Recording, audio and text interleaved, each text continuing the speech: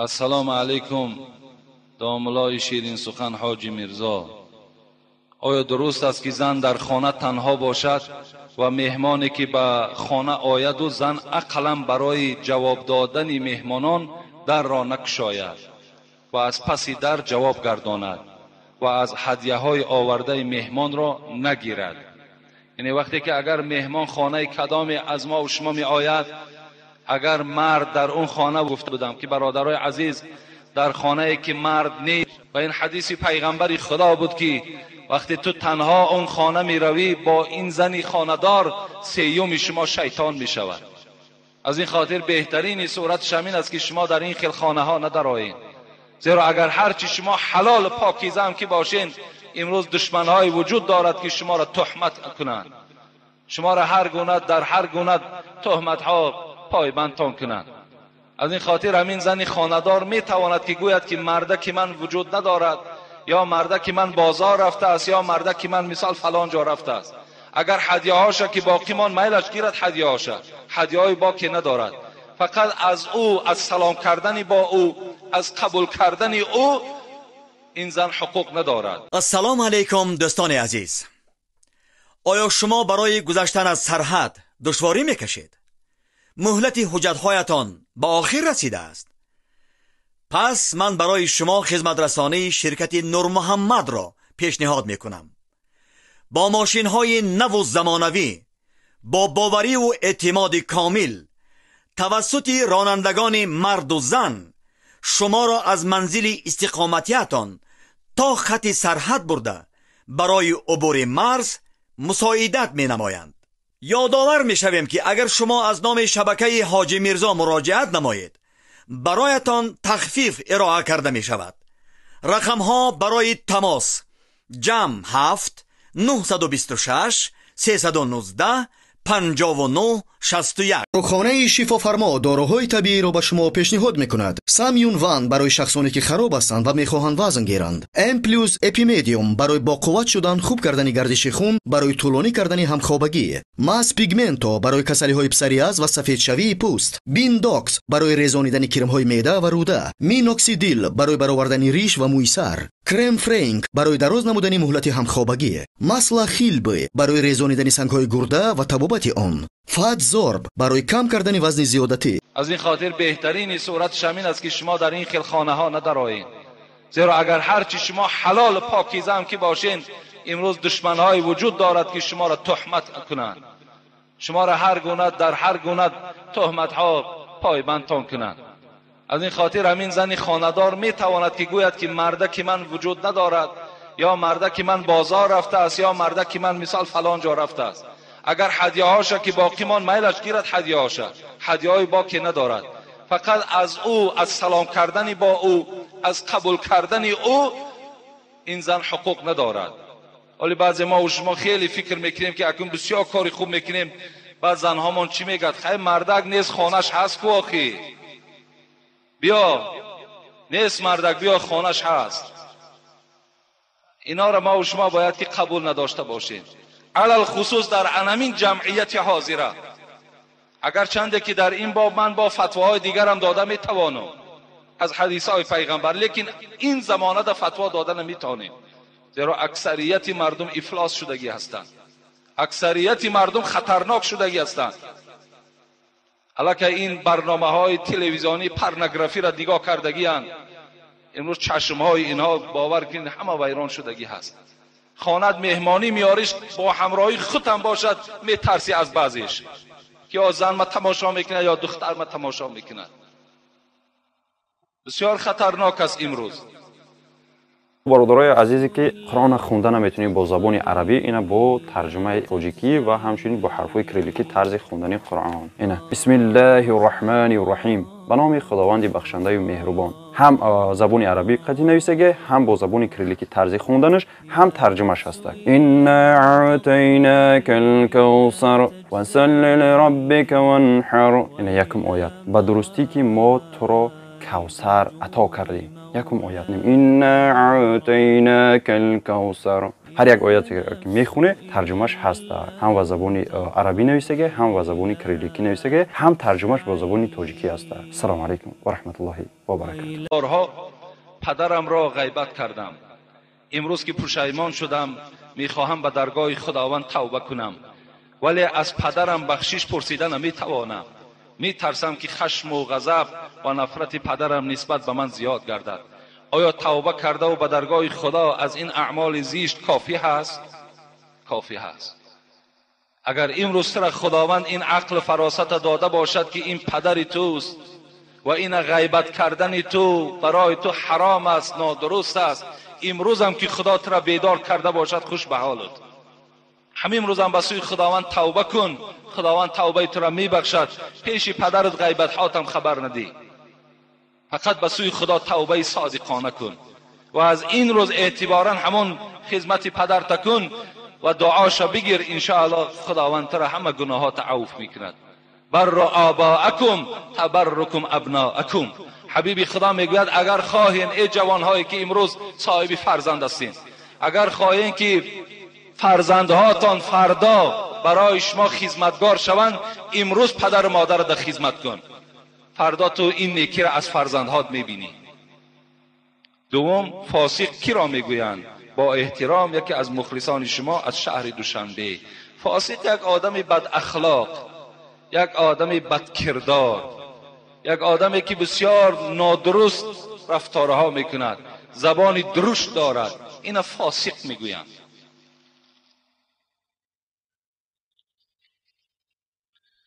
السلام علیکم داملای شیرین سخن حاجی میرزا. داملای محترم، من 4.5 سال پیش در زندگی من واقعی روی داد. با من بسیار فشارها دادند. من در این فشار دیگر ندانستم چی گفتنم. ندانستم. من یکی از دهانم کلمه 3 طلاق برآمد. یک بچه شاگرد داملا واحد از قمسنگیر وای مسئله چی؟ ما در یک خانه مهمان شدیم. شاگرد همان داملا واحد در همان خانه درباره 3 طلاقه گپ زده گفت اگر که به ما استادمان گفت که اگر در قاضیات اجازت دهند نکاح درست می شود. داملا حاجی میرزا، همین راست است یا نه؟ به ما درستش را فهمانید. من 5-6 ماه پیش رفته در همان مدرسه از حال خودم نقل کردم. در آنجا ما را اجازت دادند.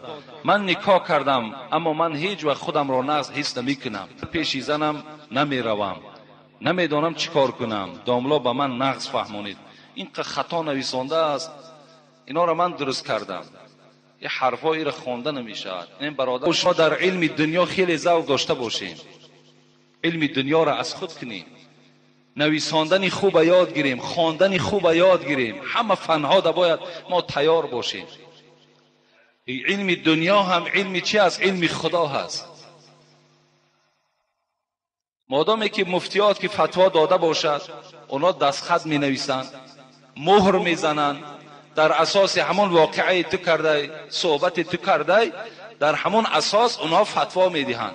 اگر فتوای به نکاح کردن داده باشد، تو می توانی نکاح کردن گیری و از دلت همه شک و شبهه را دور کن و زندگی تا خوب گذراندن بگیر.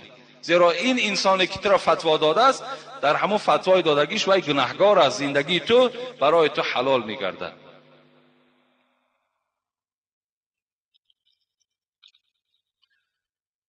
داملای محترم، اگر علاجش باشد با سوال ما جواب گردانید. در وقت خدمت عسکری نمازهای وقتی را قضا کردم، با همین روشنی می انداختید. یعنی در حالت عسکری کدام شما اگر نماز قضا کرده باشین، می توانید که همون نمازهای قضاتون آمده، همون 2 سالی که اگر باشد، همون 2 سال نماز قضا گفته نیت کرده، همون 2 رکعت فرض است، 4 رکعت فرض است، چگونه ای که الحال میخونیم هم تا خوانده رفتن گیریم. بین نماز عصر و شام نانشته کردن ممکن است یا نه؟ ممکن است. اگر نماز عصر تا خواندگی باشد، بین عصر و شام طعام میخورین، آب میخورین، همه این جایز است. این سخنهایی که اگر ما و شما بین عصر و شام اگر طعام نخوری و اگر شراب یکی مابادا یگان شاکید میارن ننوش که مثال فرزندی تو را از آب روغ هستن. اینا هیچ اصلی ندارن. خوردن بگیر شود. یک حالت شمین است که در پیش طعام است و وقتی نماز است اول طعام بخور بعد نماز بخوان میگن. بین نماز سنت و فرض هر خیله گپ گفتن ممکن است یا نه؟ این ترک سنت می شود. اگر شما نماز سنت که خواندین تا نماز فرض می توانین که با ذکر الله مشغول شوید، تسبیح گردانین، اینش بهتر، اینش به سنت قریب است. اگر مبادایی که یگان گپی بیهوده هم که گفتید این سنت شما را بیکاره نمی کند. زیرا صاحب فتوای خلاصه هم میگوید که من برای باطل بودن سنت کسی که از پسش گپ زدگی باشد فتوا نمیدهم، زیرا یگان دلیل ندارم. لیکن بهترش صاحب فتوای خلاصه هم میگوید این است که تا ادا کردن فرض بین سنت و فرض فقط تسبیح گوید، ذکر کنید، گپ های بیهوده در مشغول نشوید. جوابنامه برای مرده ضرور است یا نه؟ ضرور نیست. جوابنامه گفتگی چیز وجود ندارد. ولی در قبرها جوابنامه می نویساندن. امروزا شکر که همش گم شد نابود شد. جوابنامه را کی میخواند؟ یک آدم جاهل شما بردین و گراندین. مثلا من می نویسم به عربی لا اله الا الله محمد، در عمرش کلمه عربی را دیدگی نیست و از کجا را خوانده میتونه؟ اگر در همون داخل اگر شما قرآن اگر آویزان کنید این آدم گناهکار باشد و در نزد خدا جزا میگیرد. این جوابنامه شما هیچ کاری ندارد. جوابنامه ها نیست. اگر چی خدا رحمتش کند صاحب صلات مسعودی سخن گفتگی از من خواندگی بدون، لیکن اینا دلیل ندارند.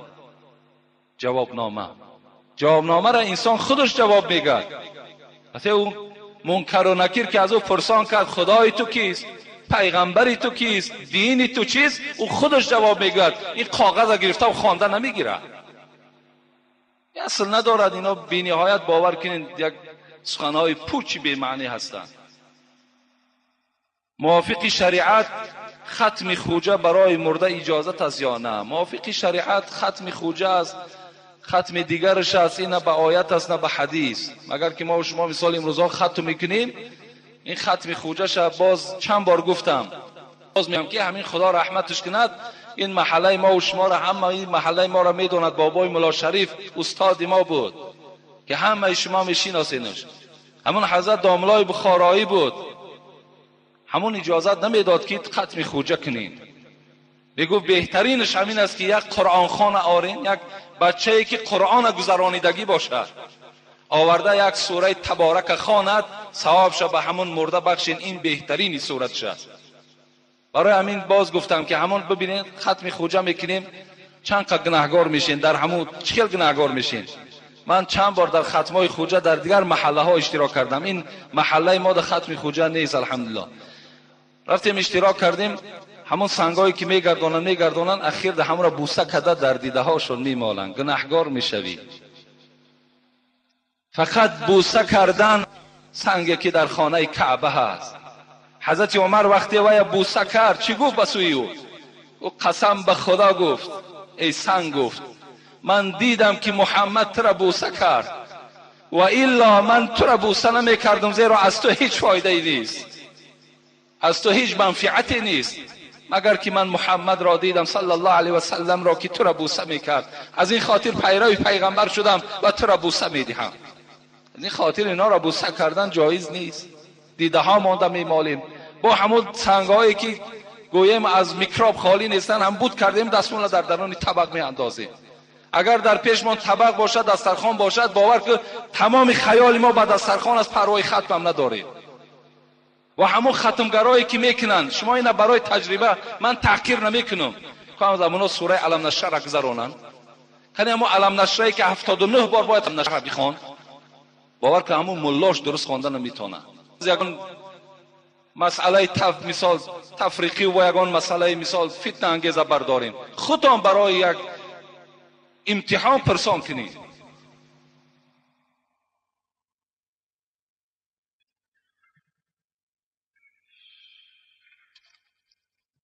السلام علیکم بابای حاجی میرزا. من از شما خواهش میکنم که شما با سوالهای من جوابی درست را دهید. یکم نماز بامداد کی قضا میشود؟ کی که افتا برآمد؟ هفته که همین برآمدنش که شد الله که چی می شود؟ نماز بامداد قضا می شود. نماز بامداد تا برآمدن آفتاب درست می شود نمازش خوند نماز شد. در وقت نماز در 10 ساعت یا اینکه چله باشد نماز مکروه می شود. نه اگر چله نقرگی باشد یا ساعت‌های مثل ساعت‌های نمی ما و شما باشد باکی ندارد. لیکن اگر چله طلا باشد ساعت طلا باشد این حالت نماز تو مکروه می شود.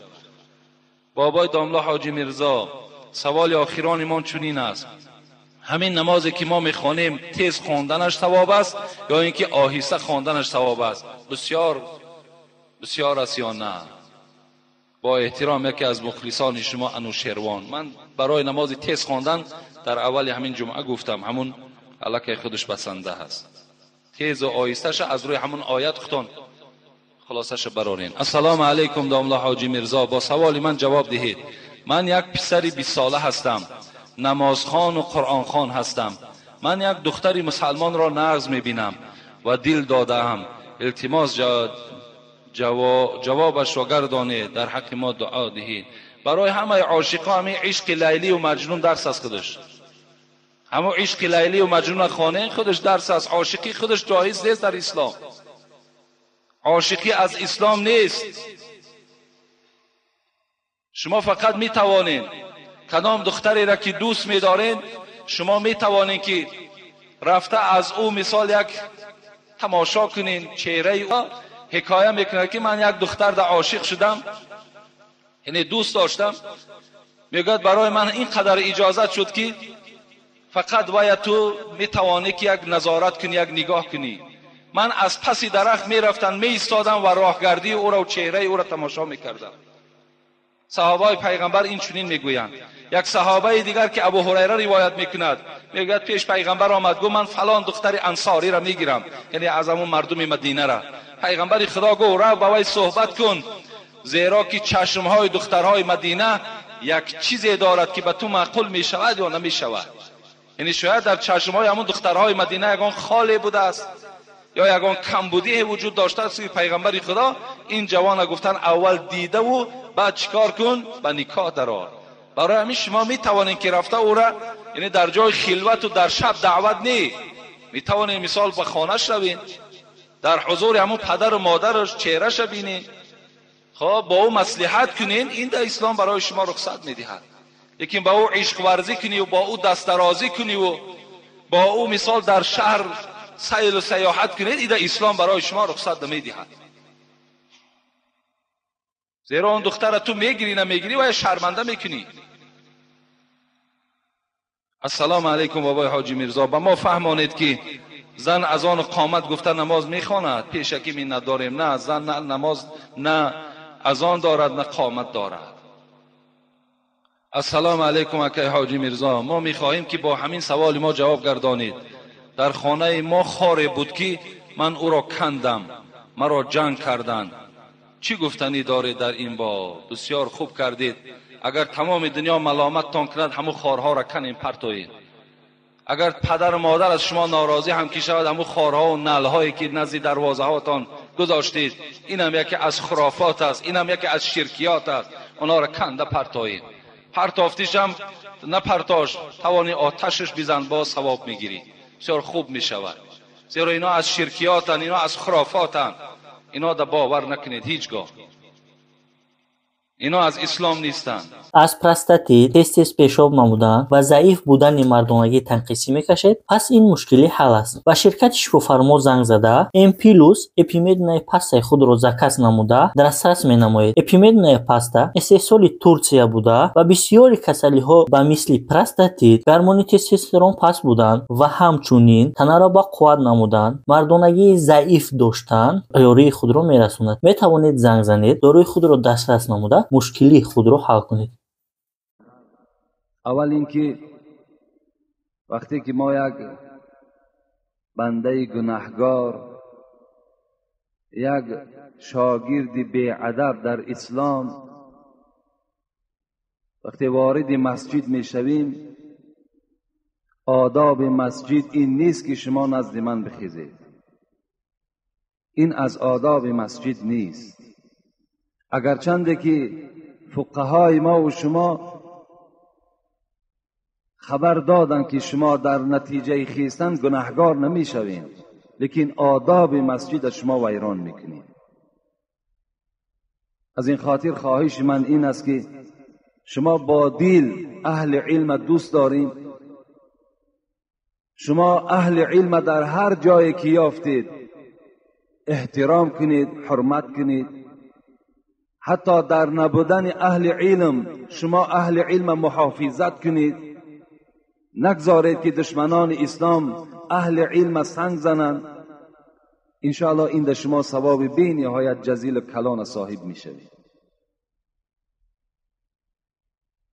و دیگر اعلان این است که امروز در کلاب ما و شما رئیس جمهور مهمان شدند و الحال در کلاب ما و شما هستند، در ناحیه های اطراف شهر ما و شما هستند و یک چند مدت پس در شهر ما و شما داخل می شوند. و البته به همه ما و شما معلوم است که از آمدن رئیس جمهور چه نیکبختی ها و چه آبادی ها این شهر ما و شما را منتظر است. در دوام این چند روزی که آمد رئیس جمهور شد، چه پاکیزگی ها و چه تازگی ها شهر ما و شما را فرا گرفت. از این جهت ما البته رئیس جمهور را به این شهر خیر و مقدم میگوییم. از قدم او البته ما شاد هستیم و خداوند قدم او را در هر یک مقیاس این تاجیکستان ما مبارک بگرداند و خداوند عدل انصاف را باز هم زیادتر بگرداند و خداوند نه اینکه یک این شهر بلکه تمامی مناطق تاجیکستان را از دست خود آباد کند و در نزد خدا جزای جزیل بگیرد. از این خاطر همه ما و شما باید که البته از آمدن ایشان خرسند باشیم و در هر یک وظیفه هایی که برای ما و شما میگذارند برای آمدن این رئیس باید که ما و شما اجرا کننده باشیم.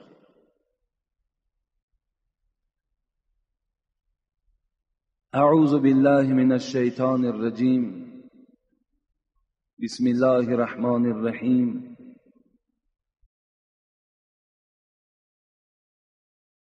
والذین هم على صلواتهم يحافظون أولئك هم الوارثون الذين يرثون الفردوس هم فيها خالدون.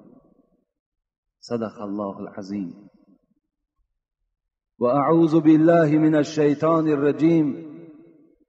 كل نفس بما كسبت رهينة إلا أصحاب اليمين في جنات يتساءلون عن المجرمين ما سلككم في سقر قالوا لم نكن من المصلين ولم نكن نطعم المسكين وكنا نخوض مع الخائضين وكنا نكذب بيوم الدين حتى أتانا اليقين. صدق الله العظيم.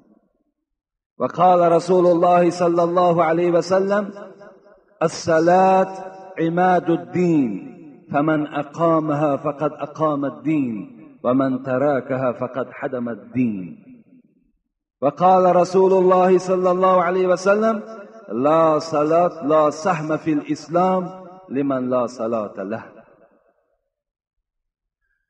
آیه هایی که خواندم، احادیث هایی که بر شما رسانیدم، میخواهم در اطراف اینها با شما صحبت کنم.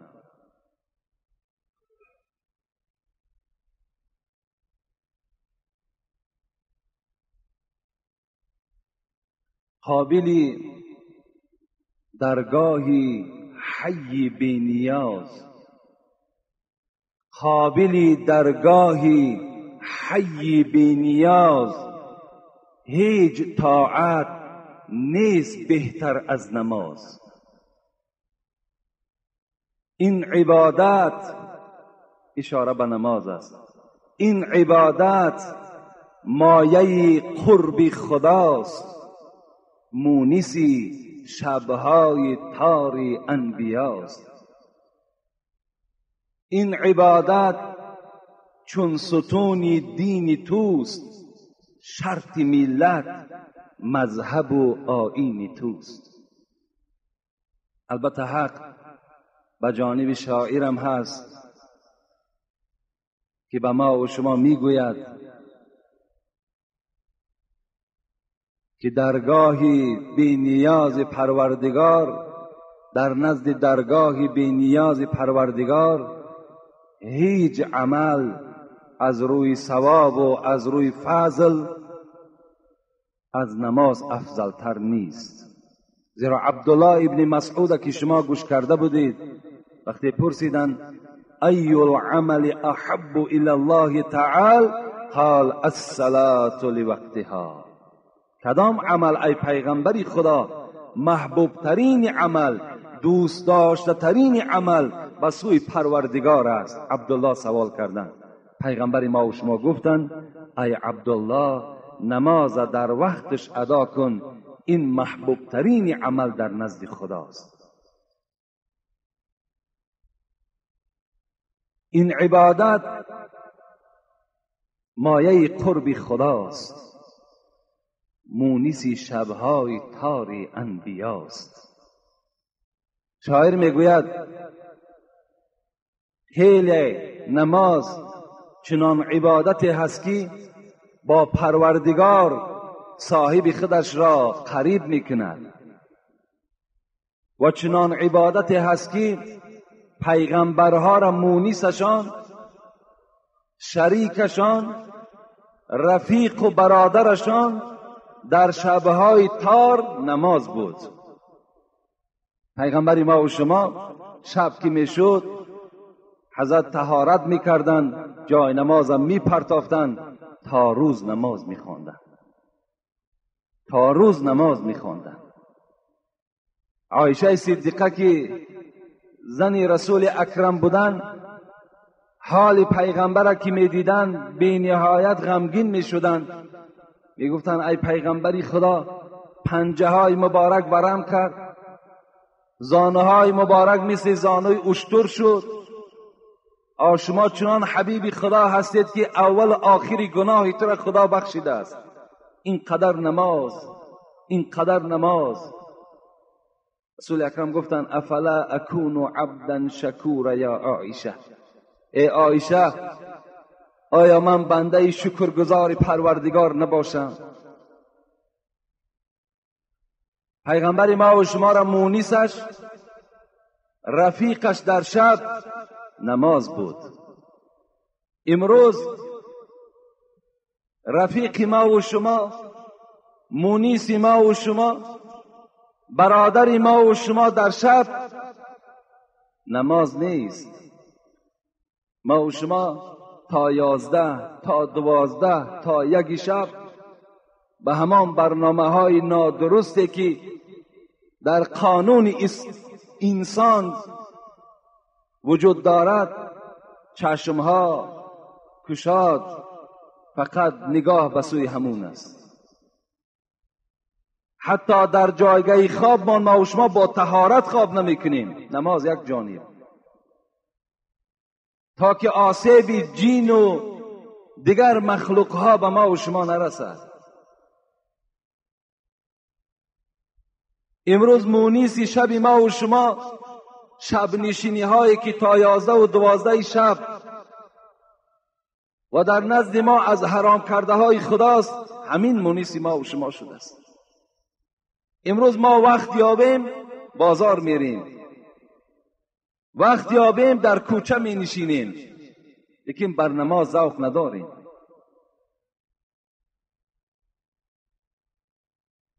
مونس ما و شما، یاردمچی ما و شما باید هر زمان نماز باشد.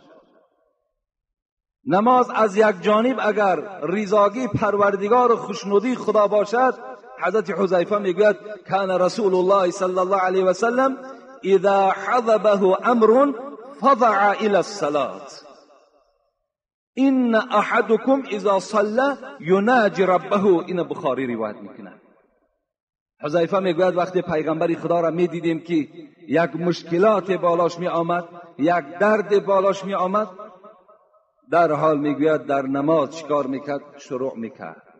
در حال همون حاجت و همون مشکلات از نماز می جست، با واسطه نماز از همون حادثه خودش را خلاص می کرد. شما هم می توانید تمام مشکلاتی که دارین اگر نزد شما آمد در حال جای نماز پرتاین، از پروردگار زاره و تولا کنین، آن مشکلات شما را خداوند با احترام این نماز، با حرمت این نماز از شما دور می سازد. این حدیث پیغمبری ما و شماست. میگوید در شهر کوفه یک تاجر بود، بسیار تاجری صادق بود، بسیار تاجری صادق بود و تمام مردم مال و ملک در دست وی میدادند که وی بسیار امانت خوب نگاه میکنه. باری میگوید این تاجر اراده سفر کردند و در راه میگوید یک مرد پیش راهی او را گرفت و گفت میخواهم که در همین اسب تو همراه تو یک جا سوار شوم و این یک تنگه را برای رهپولی مرحمت به تو تسلیم میکنم و من هم به همون منزلی که شما میروید همونجا میروم، مرا نمیبری. این مرد خدا ترس در حال وی هم در اسب سوار کرد. آمدن به یک بیش هزار میگه رسیدند و این مرد از عقب نشسته گفت این راهی که تو رفته ایستاده راهی دراز است، اگر به این جانبی که من به تو اشاره دارم به این جانب اگر میانه بر میگویم ما و شما، اگر با این جانب رویم باز راه کوتاه‌تر میشود. این تاجر گفتن من به این جانب راه را ندیدم، گفتن من تو را راهنمایی میکنم. این حضرت میگوید اسب را همون جانب گردانید. میگوید در یک جای رسیدیم که علفهای بلند داشت و نگاه کردم که استخوان‌های زیادی آدمیزاد در اونجا پرتافته شده است و این مرد میگوید در حال مرا از بالای اسب تیله کرد، در زمین زدم و کارد خود کشید و گفت الحال من تو را هلاک میکنم و آن مال و ملکی که در دست خود داری اونها را همه را برای خود ذخیره میکنم. این مرد گفتند مادام نیت تو این ناپاک این باشد اجازت نمیدهی که من 2 رکعت نماز خوانم و پروردگار خود راز گویم، بعد او میلش من راضی هستم.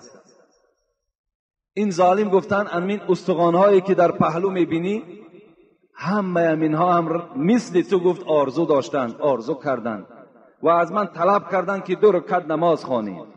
من به آنها اجازت دادم لکن نماز به آنها دستگیرم نشد.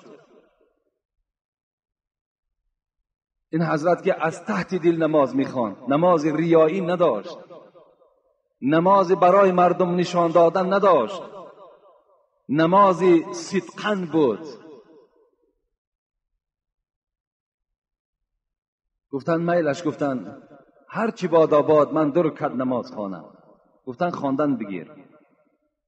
این حضرت میگه جای نماز پرتافتن شروع کردن الحمدلله رب العالمین الرحمن الرحیم مالک یوم الدین. سوره فاتحه را تا آخر خواندن. مادامی که خوف این ظالم در دل او غلبه کرده بود دیگر زمی سوره یادش نمی آمد، نمیدانست کدام سوره را بخواند. هر چی فکر میکرد در یادش سوره نمی آمد. در حال میگه در زبانش سوره دورگشت از سوره نحل اما یجیب المضطر اذا دعاه و یکشف السوء. این آیت میگه در زبان این تاجر در حرکت در آمد که معنای اینه مفسرای قرآن میگوید این است که کیست آن ذاتی که بنده که در مشکلات افتیده باشد او را دستگیر شود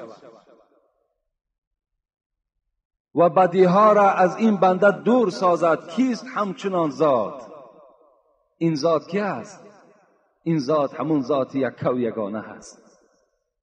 وقتی میگوید خان نماز و سلام داد، نگاه کرد که یک اسب یک سواره دارد و چنان با یک صورت تیز بالای این ظالم میگد هجوم کرد و این ظالم میگد سری او را از بدنش جدا کرد و این تاجر گفتن، ای دوستی خدا، گفتن بسیار موافق آمدی و در وقتی ضرورت آمدی، تو کی هستی؟ گفتن من خادمی اما یجیب المضطر هستم، من خادم همون ذاتی هستم که تو به سوی درگاه او فریاد زدی. اون ذات مرا روان کرد تا که تو را از این دست ظالم نجات دهم. رسول اکرم نماز که می‌خواندند، در نماز یاردم از جانب پروردگار طلب می‌کردند. از این خاطر این نماز ما و شما از یک جانب اگر خوشنودی خداوند باشد، از جانب دیگر همه حادثه ها را رفع می‌سازد، همه مشکلات را دور می‌سازد. اگر شما صدقاً در بالای جای نماز از خدای خود زاره و تولا کنید، خدای شما فریاد شما را میشنود، خدای شما حاجت شما را میبرارد. خداوند خود میگوید من چنان به شما نزدیک هستم که حتی از همین رگ خونگرد گردن شما هم دیدم. از این رگ به شما نزدیکتر هستم و صدای شما را میشنوم و حالت شما را میبینم.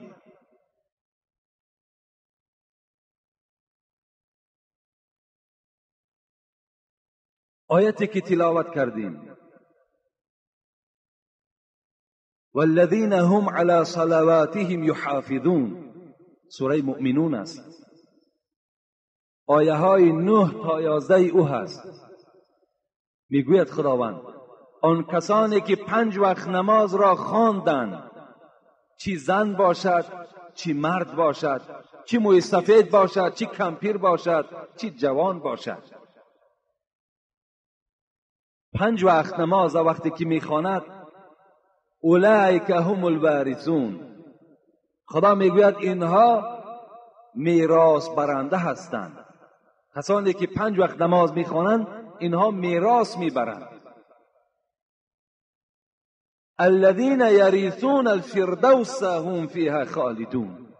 چی میراث میبرند؟ اگر پدر ما و شما از دنیا گذرد، ما فرزندهای او مال او را میراث میبریم. کسانی که 5 وقت نماز میخوانند چی میراث میبرند؟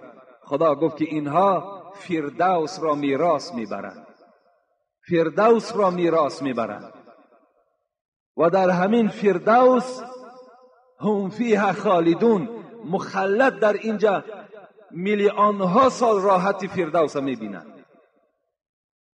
کسی که 5 وقت نماز ادا میکنند. رسول اکرم میگوید اذا سألتم الله الجنة فاسألوه الفردوس. هر وقتایی که شما میخواهید که در جنت وارد شوید، از جنت فقط فردوس طلب کنید. فإنه اعلى الجنة و اوسط الجنة، زیرا فردوس در بین جنت جایگیر است و بالای جنت فردوس واقع است. منه تفجر الانهار. رسول اکرم گفت فردوس صفتش این است که تمام آبها، چشمه ها از همین فردوس جوش میزند، بیرون میشود و در تمام اطراف جنت دور میگردند. مرکز اساسی فردوس است. و فوق عرش الرحمن، و فوقه عرش الرحمن، بالای فردوس رسول اکرم گفت عرش پروردگار میایستد. شما وقتی که جنت طلب میکنید، فردوس طلب کنید. فردوس کیها میراث میبردند؟ کسانی که 5 وقت نماز دارند، 5 وقت نماز میخوانند، صدق از برای خدا میخوانند. عن ابی مسلم تغلبی قال، ابی مسلم تغلبی روایت میکند که دخلت علی ابی امامه و هو فی المسجد. من روز نزد ابی امامه رفتم که وی در مسجد نشسته بود.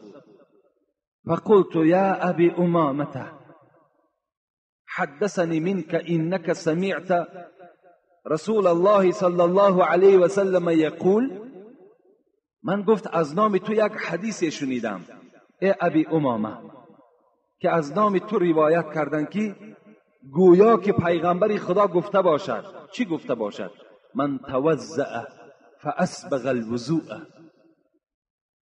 غسل یدیه و وجهه و مسح علی رأسی. شنیدم که شما ای ابی امامه گفته بودین که از پیغمبر خدا شنیدم کسی که طهارت میکند و در بهترین صورت طهارت میکند، طهارت سراسیمنی، طهارتی که در هر یک شستن اعضا بسم الله الرحمن الرحیم گفته هر یک موضع را از آب تر میکند. بعد از آن رسول اکرم گفتند بعد این روی خود میشوید، پایهای خود میشوید، بالای سر خود محض میکشد. ثم قام الى الصلاة المفروضه. بعد از آن آمده در نماز فرض قائم می شود. غفر الله له فی ذلك اليوم ما مشت الیه رجلاه و قبضت علیه یداه و سمعت الیه اذناه و نظرت الیه عیناه و حدث به نفسه من سوء. پیغمبر خدا گفتند همان روز چی گناهی که پاها کرده باشد، چی گناهی که دستها کرده باشد، چی گناهی که چشمها کرده باشد، چی گناهی که گوشها کرده باشد، خداوند با این 5 وقت نمازی که وی خوانده است همگی را مغفرت میکند، همگی را مغفرت میکند. فقال والله سمعته مرارا من النبی. این ابی امامه گفتند ای ابو مسلم گفتند به خدا قسم این حدیث من 1 بار نه بلکه 10 بار از زبان پیغمبر شنیدم که می گفتند که هر کسی 5 وقت نماز ادا کند این مکافات ها در خداوند وی نائل میگرداند. این از اهمیت نماز، این از فضیلت نماز برای هر کدام ما و شما. رسول اکرم میگوید من حافظ علیها كانت له نورا و برهانا و نجاتا یوم القیامت. کدام زن و مردی که 5 وقت نماز محافظت میکند، 5 وقت نماز میخواند، تنبلی نمیکند، کار دنیا پیش وی نمیگیرد، بیماری پیش وی نمیگیرد، لباسهای بی نماز دارم گفته پیش وی نمیگیرد. 5 وقت نماز اگر کسی ادا میکند وی در روز قیامت نجات دارد از عذاب خداوند و برای خود دیپلم دارد، برای خود دیپلم دارد. چگونه که ما و شما در دست یک دیپلم میگیریم، یک حجت میگیریم و در هر کارخانه‌ای که میرویم و نگاه میکنن که در اصل ما خواندگی هستیم و ما را در همون کارخانه قبول میکنن. این نمازها برای ما و شما انا همون دیپلم میشود، انا همون حجت میشود، در دست ما میدهند. این کلید بهشت میشود. این ما و شما نشان میدهیم، ملائکه ها ما و شما را میگویند داخل شوین در جنت. اگر همین اجازت نامه در دست ما و شما دادن نشود ما و شما وارد جنت نمیشویم. کسی 5 وقت نماز دارد تصور کند که خدا وی چی داد؟ اجازت نامه ورود جنت داد. لیکن در دوام حدیث گوش می اندازیم و من لم یحافظ علیها. لیکن کدام بدبخت و ناشکری که 5 وقت نماز نمیخواند، 5 وقت نماز در سستی دارد، در 5 وقت نماز بی پروا است، لم تکن له نورا ولا برهانا ولا نجاتا و کان یوم القیامت مع فرعون و هامان و ابی ابن خلف. چه وعیدی سخت است، چه ارزنده هستند این طایفه بی نماز. رسول اکرم گفت کسی که 5 وقت نماز نخواند، این نعمت پروردگار در کفران کرد، ناشکری کرد، اینها در روز قیامت نجات ندارند، اینها در روز قیامت اجازتنامه ندارند، بلکه اینها چیکار میکنند؟ اینها روز قیامت پدرشان وارثشان فرعون است. فرعون فقال این ربکم الاعلا، این بدبخت گفته بود من خدا هستم.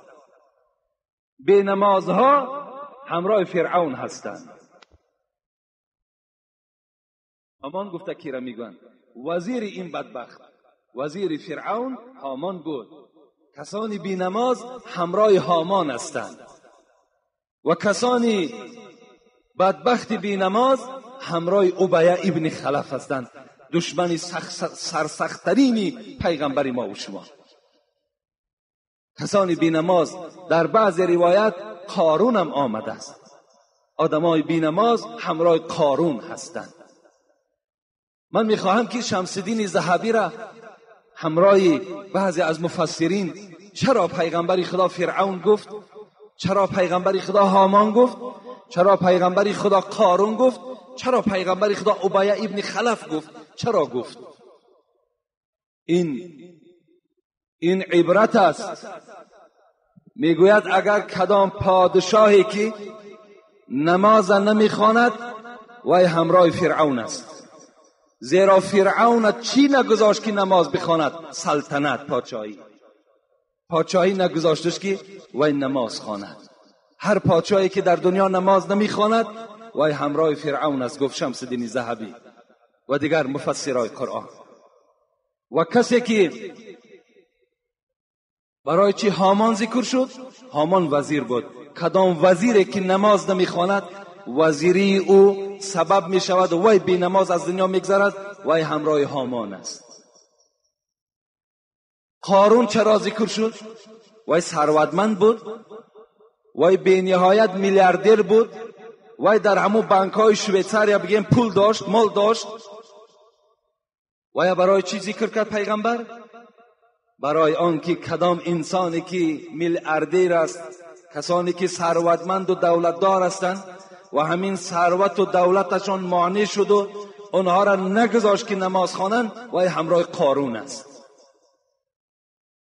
ابیه ابن خلف چرا ذکر شد؟ این بدبختی ناکس، این خدازده در دوره های پیغمبر خدا روپروی پیغمبر آمدن و گفتن ای محمد، گفتن صلی الله علیه وسلم، من گفتن یک اسب را تربیه دارم، یک اسب را فربه کرده ایستاده هم. برای چی؟ گفت محمد. گفت برای هلاک تو ای محمد. من بالای این اسب سوار میشوم، هجوم بالای تو میکنم ای محمد و تو را نابود میکنم. این اسب در خانه بهر این من تربیه دارم. اینا کس نمیداند که محمد بی صاحب نبود. این بدبخت نمیدانست که محمد چنان پشتیبانی داشت که دنیا را در یک میجه زدن نابود میکرد. محمد این گونه صاحب داشت. مدعی خواست، سعدی میگوید مدعی خواست که از بیخ کند ریشه ما، غافل از آن که خدا هست در اندیشه ما. مدعی میخواهد، امریکا میخواهد، انگلیا میخواهد، ژاپن میخواهد که مسلمان ریشه کن کنه، لیکن مسلمان صاحب دارد، خدا دارد، خدا پشتیبانش میشود. انشاءالله اینا ریشه کن میشوند، اینا هیچ وقت غالب بالای ما و شما نمیآیند. وقتی که خدا خود میگه ان نحن نزلنا الذکر و ان له لحافظون، همه شما بی پروا باشین ای امت تاجیکستان، ای مردم تمام مسلمان بی پروا باشین که من خود قرآن فراوردم، من خود قرآن روان کردم، من محافظه قرآن هستم. اینا کسی تا قیامت نابود کردن نمیتونه، کسی نمیتونه. محمد اقبال میگوید از فنا این قوم بی پرواستی. محمد اقبال خدا رحمت کرد، من اون زیارت کردم. میگوید از فنا این قوم بی پرواستی. برای چی ما بی پروا هستیم؟ برای چی بی پروا هستیم؟ از فنا این قوم بی پرواستی، استوار از نحن نزلناستی. ما استوار به همین آیتیم، ان نحن نزلنا الذکر و ان له لحافظون. ما استوار به همین آیت هستیم که خدا خود وعده میکند که ما پشتیبان مسلمان هستیم، ما پشتیبان قرآن هستیم، ما تکیه به همین آیت داریم. از فنا این قوم بی پروا هستی، استوار از نحن نزلنا هستی تا خدا ایطفئوا فرموده است از فسودن این چراغ آسوده است.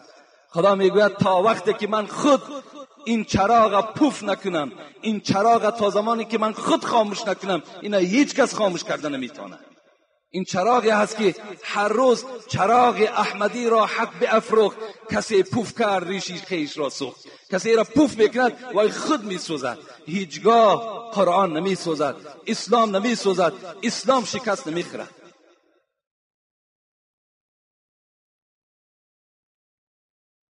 این ابی ابن خلف فکر کرد که من این اسب تربیه کرده ام قطعی محمد را هلاک میکنم. چی میداند که از دست محمد او هلاک میشود.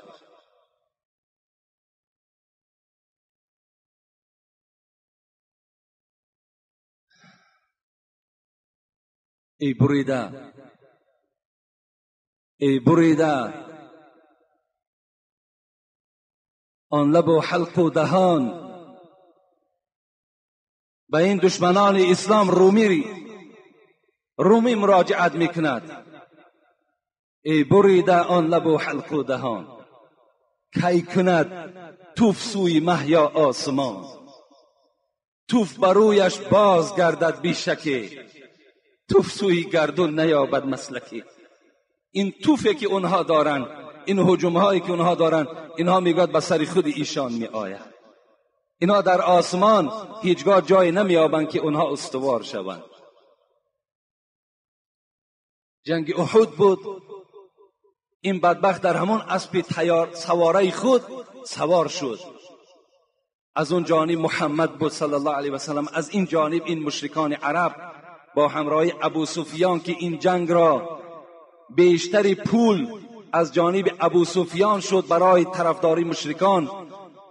از اون جانب حرکت کرد ابی ابن خلف با اسب خود. صحابه پیغمبر گفتند که رسول اکرم اون ناکس هم با تو میخواهد هجوم کند. رسول اکرم گفتند بگذار پیش بیاید. ابی ابن خلف نزدیک آمد. رسول اکرم یک نیزه را برداشتند و جانب این دشمن سرسخت حواله دادند. این نیزه آمد، راویا میگویند در گردن ابی ابن خلف زد.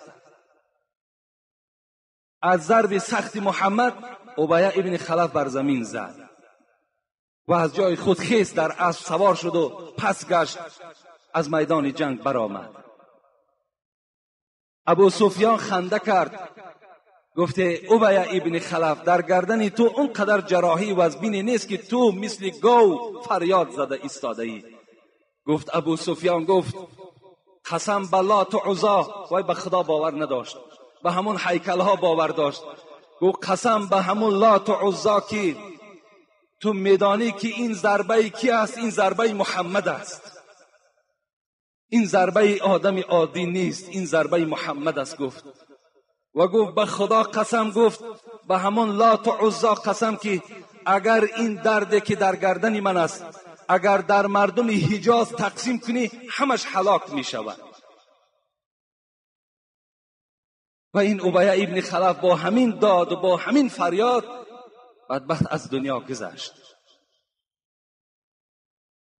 روز قیامت بی نمازهایی که به تجارت مشغول بودن و تجارت اونها را نگذاشت که اونها نماز خوانند. ابی ابن خلف تاجر بود، در زیر بیرق ابی ابن خلف میخیزند. کدام تاجره که امروز نمیخواهد یا اینکه دکان نمیتواند که در او را دروازه او را بپوشد و نماز جمعه خواند و نماز 5 وقته خواند، فردای قیامت در زیر بیرق این ناکس، این نالایق ابی ابن خلف سر میبردارد. چی ناخوب است، چی زشت است، چی شرمندگی هست که آدم در زیر بیرق فرعون، در زیر بیرق هامان، در زیر بیرق قارون، در زیر بیرق ابی ابن خلف خیزد. چی خوش است که ما و شما در زیر بیرق محمد اگر سر بردارید. چی خوش است که اگر ما و شما در زیر بیرق ابوبکر اگر سر بردارید. چی خوش است که در زیر بیرق عمر که در محراب از دست فیروز ابولولوی مجوسی زده شد، روده ها برآمدند، حضرت فریاد زدند آیا عبدالرحمن ابن عوف هست؟ گفتن هست. گفتن پیش در آمد حضرت در همون حالت از پس عبدالرحمن ابن عوف نماز خواندن عمر ابن الخطاب، در حالتی که روده های مبارک کشال بدن، نماز خواندن، تمام کردن. اونها مثل ما و شما مثل دانچین، مرغ دانچین نماز نمیخواند، بلکه 2 رکعت نمازی او ساعت دوام میکرد. حضرت طاقت کردن نماز خواندن. چه خوب است که ما و شما در زیر بیرق عمر سر برداریم. چه خوب است اگر ما و شما در زیر بیرق عثمان سر برداریم. چه خوب است اگر ما و شما در زیر بیرق علی سر برداریم. این برای ما و شما خوب است. خوش به حال همون خانواده‌ای که اصلاح شده است. خوش به حال همون زن و مادر و کودکایی که در خانه سحر میخیزند، با یک حالت وزنین چشمها را میشکند، خواب اونها را غلبه میکند. لیکن ایمان، لیکن این مردی بزرگی که در خانه سرفرمانده خاندان است، اونها را بیدار میکند و جای نمازها و پرتافتگی نماز میخوانند. خوش به حال اون خاندان. اون خاندان چه مبارک خانه است. رسول اکرم میگوید لا سهم فی الاسلام لمن لا صلات له. بی قدرترین، بی حیاترین، شرمنده ترین انسان در روی دنیا نفری هست که نماز ندارد. در بین تمام ملت، در بین این 7 میلیارد آدمی که در دنیا زندگی میکند، رسول اکرم گفتن لا سهم. سهم گفتن قدر، قیمت میگن. قیمت ندارد شخصی که نماز نداشته باشد. بی آبرو هست، شرمنده هست. یک شیخ خواستن که سفر کنن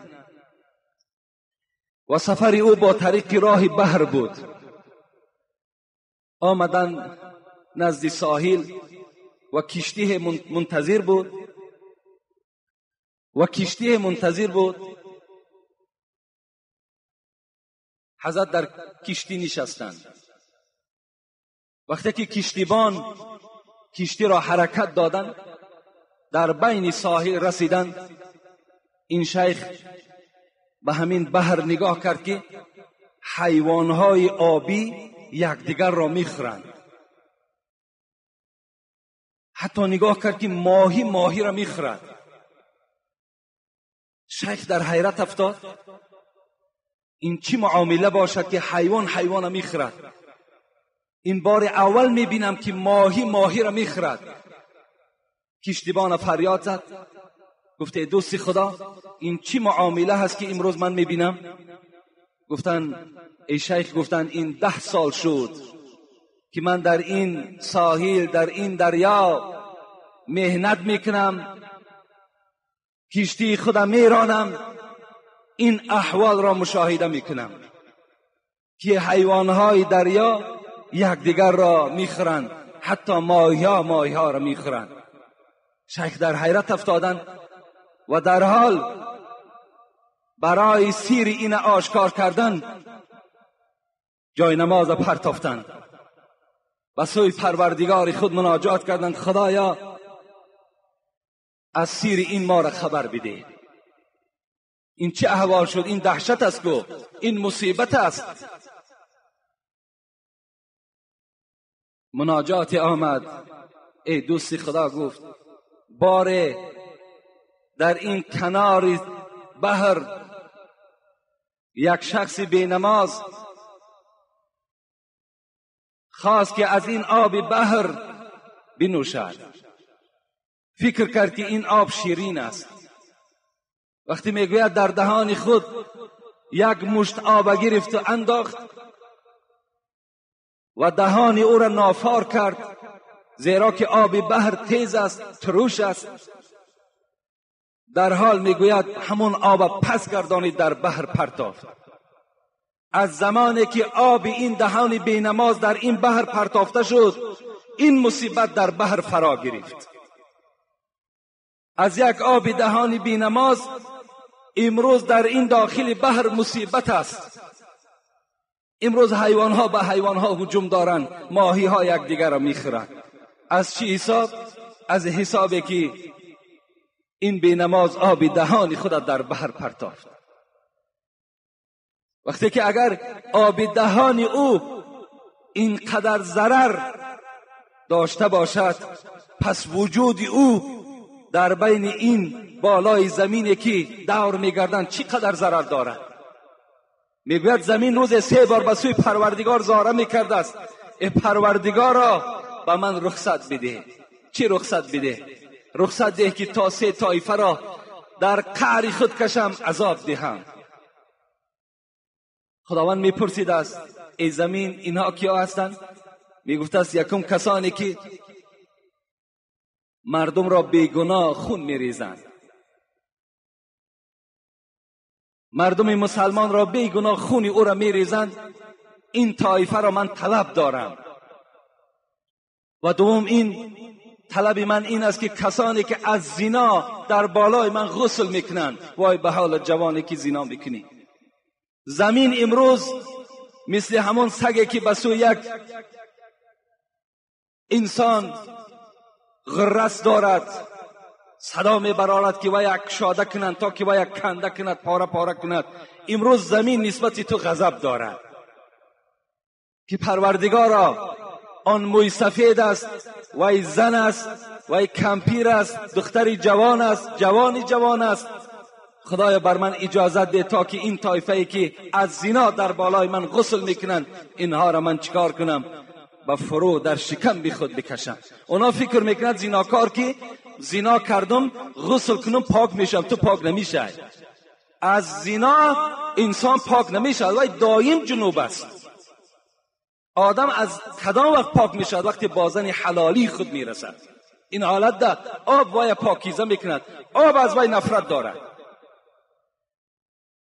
سوم همون کسانی که نماز نمیخوانند، پروردگار را رخصت ده که اینها را من بر شکم بی خود فرو برم. یقین است ما و شما روز وارد قبر میشیم که این شکم بی زمین است. چی بدبختی است که اگر ما و شما خون یک برادر را ریزانده باشیم، یا چی بدبختی است که ما و شما زنا کرده و توبه نکرده باشیم. چی بدبختی است که ما و شما اگر نماز نخوانده باشیم. وای به حال ما و شما که قبر نسبت ما و شما چی احوال بدی را در اونجا برقرار میکنه.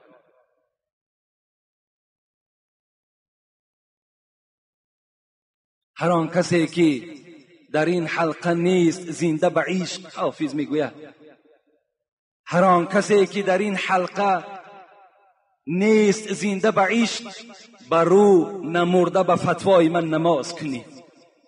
کسی که در دنیا میگوید اگر نماز نمیخواند، حافظ شیرازی میگوید که ای مردم به فتوای من این که وای نمرده هم که باشد جنازش خوانید که وای در قطار آدم مرده ها هست. جنازش بخوانید، گفتند که وای هلاک شدگی هست، وای مردگی انسان در بین مردم به شمار می رود کسی که نماز نمی خواند. خدا رحمت کند حافظه. باز میگوید شیطان که رانده گشت به جز یک خطا نکرد. این شیطانی که امروز تمام امت اسلام وسواس میکند، از نماز باز میدارد، این کثافت یک خطای کرده بود. وقتا این خطا را کرد، خودش را خدای زمین وقتی که خواند، خداوند ای را از درگاه چکار کرد؟ رانده کرد. گفت تو از درگاه ملائکه ها دور شو که تو ملعون هستی، تو لعنت کرده شده هستی، تو مردود هستی، تو مرجوم هستی. از این درگاه گفت این جای تو نیست. شیطان که رانده گشت به جز یک خطا نکرد، خود را برای سجده آدم ریزا نکرد.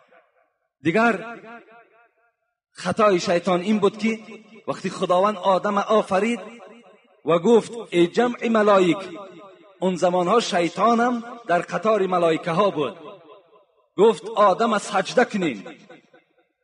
همه سجده کردن، شیطان سجده نکرد. چی گفت؟ خلقتنی من نار و خلقته من طین. پروردگار گفت مرا تو از آتش آفریدی و یا از خاک آفریدی. آتش لایق نیست که خاک سجده کنه. از روی این گفتار شیطان پروردگار از درگاهش رانده کرد. حافظ امین یادآوری میشد که شیطان که رانده گشت و جز یک خطا نکرد، خود را برای سجده آدم رضا نکرد. شیطان 1000 مرتبه بهتر ز بینماز. او سجده بر آدم و این بر خدا نکرد. حافظ میگوید این شیطانی که دوزخی است، کافر است، ملعون و مردود و مرجوم است، این از بینماز بالاتر است در قدر و فضیلتش، زیرا که وی آدم سجده نکرد، لیکن این انسان ها خدا را سجده ندارند.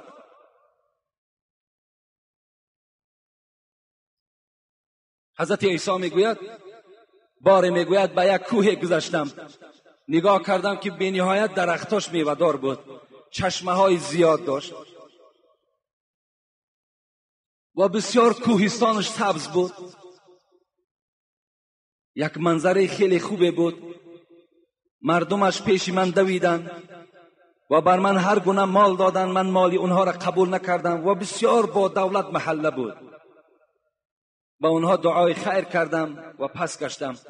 3 سال بعد باز به همون وادی گذر کردم. نگاه کردم درختها همه خشک، چشمه ها همه خشک شدگی. یک بیابانی تماما بگیم در نظر انسان نفرت آور اون محله را فرا گرفته است. کسی در اونجا زندگی نداره. و سوی پروردگار مناجات کردم، خدایا این چه منظره زیبا بود 3 سال پیش، چه حالت شد. از نزد پروردگار صدا آمد که در این محله بار یک آدمی بینماز در این چشمه های این محله غسل کردند، آبازی کردند.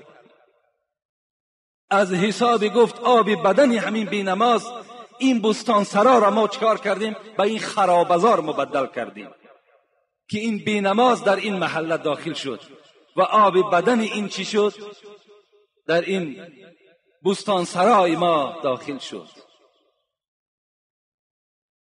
این است وعید آدم بینماز. برادرای عزیز، ما و شما کار کنیم از طایفه آدمهای بینماز نباشیم. چه عذاب دردناک است، چی واخوری های ناخوب در روز قیامت برای آن کسانی که دنیا در بینماز از دنیا سفر میکنند. بینهایت عذاب دارند. وقتی در زیر بیرق فرعون و هامان و قارون و ابی ابن خلف باشد، پس دیگر چی جایی وصفش است؟ دیگر چی جایی بیان کردنش است؟ سعدی میگوید وامش مده که او بینماز است. آدمی بینماز میگه اگر نزد تو بیاید قرضدار، اگر یگان معرکه دارد یا میخواهد که از تو قرض بگیرد، وامش مده که او بینماز است. تو و یک قرضدتی میگوید. برای چی؟ آیا سعدی رحم نداشت؟ آیا سعدی دلش به مردم نمیسوخت؟ وامش مده که او بینماز است، گرچه دهنش زفاقه باز است. او قرض خدا نمیگذارد، از قرض تو نیز غم ندارد. حضرت میگوید اگر از گشنگی هلاک شود شما با وی قرض ندهید. میگوید زیرا که آدم بینماز وقتی که نماز قرض پروردگار باشد، وقتی وی قرض خدا را ادا نمیکند، وی پروای قرض تو ندارد.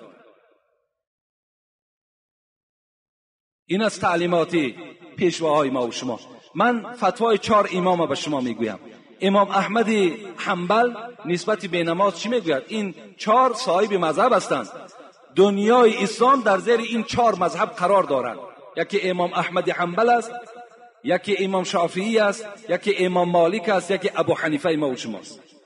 همه اونا از ما و شماست. لیکن امروز که ما و شما در زیر مذهب ابو حنیفه هستیم، از این خاطر من میگویم که ابو حنیفه ما و شماست. امام احمد حنبل میگوید کسی که بینماز است وای کافر است.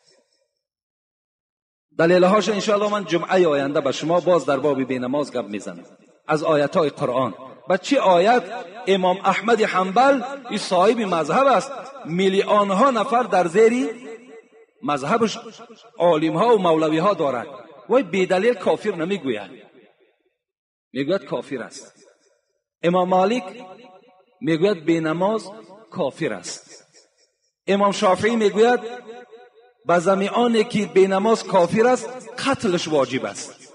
این امام شافعی گفتند. این کتاب است، این نه کتاب حاجی میرزاست، نه کتاب یگان مولوی یگان داملای دیگه است، این کتاب خدا و پیغمبری خداست. این قول مجتهدان ما و شماست. امام ابو حنیفه چی گفتند؟ گفتند کسی بینماز باشد وای زندانی کنید، زندان برین، در زندان 3 روز وای را محکم کنید و پیشنهاد کنید نماز قبول میکنی یا نه. اگر نماز قبول کند کشاده کنید وای، اگر نماز قبول نکرد نزد او طعام نگذارید، با همون گرسنگی در زندان هلاک شود. این قول امام ابو حنیفه است. هیچ قولش برای بینماز خوب نیست، هیچ قولش، همش ضرر آدم بینماز است. انشاءالله من باز ضررهای اینها را برای شما جمعه آینده خدا خواسته باشد آگاه میکنم. الحال یک چند برادرهای ما و شما یعنی طلب دعا کردن، میخواهم در حق اونها دعا کنم. یک برادر من در دوشنبه که بینهایت جوان مرد است و بینهایت سهم کلان برای طالب علم ها میگذارد، کتاب ها میخرد به نام عارف که اون برادر من هست، و طلب کردن که برادرها را التجا کن که من یک شخص بیمار هستم، در حق من دعا کنن.